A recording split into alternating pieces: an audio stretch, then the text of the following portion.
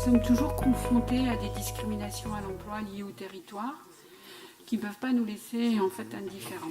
Il y a encore des marges de progrès en fait quand on regarde la disparité en termes de chômage. L'Île-de-France, c'est un taux de chômage à 8,5%.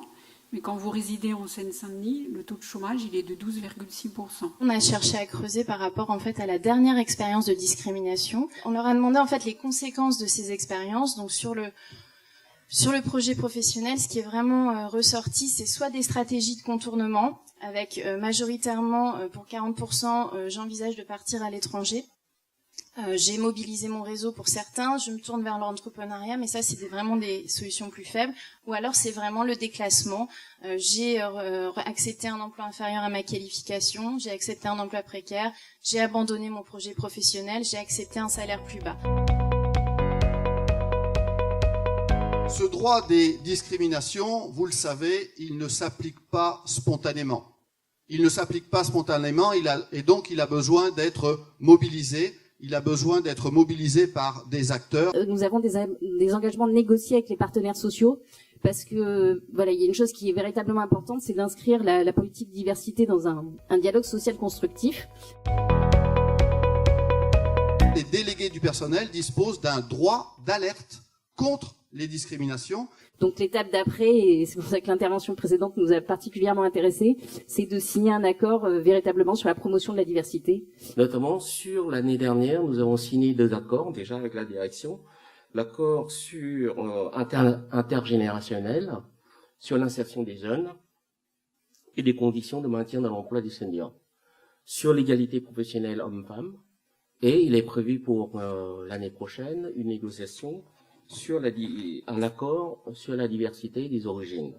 Et l'objectif était de voir comment on pouvait mieux impliquer le monde économique dans les dynamiques des quartiers prioritaires de la politique de la ville. On est signataire depuis juin 2013 au niveau d'entreprises, au même titre que les entreprises du CAC 40.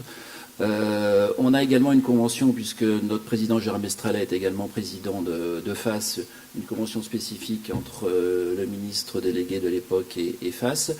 Ce partenariat public-privé, et vraiment on est en plein dans le champ d'activité de la charte entreprises et quartiers, c'est-à-dire que les partenaires, qu'ils soient publics ou privés, doivent se mettre autour de la table pour développer des actions. Un engagement qui vise aussi à communiquer sur les actions qui sont mises en place en interne et qui devra être développé aussi en externe. Des engagements qui visent, et c'est tout à fait pertinent aujourd'hui de le dire, à instaurer un dialogue social avec l'ensemble des partenaires sur les thématiques de la diversité.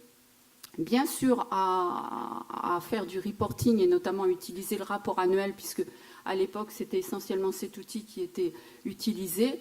Voilà, ce sont 6 engagements qui ne sont, on va le dire, que des engagements qui sont suffisamment forts quand même pour que nous ayons rejoint aujourd'hui 3600 signataires de tout type et de toute structure.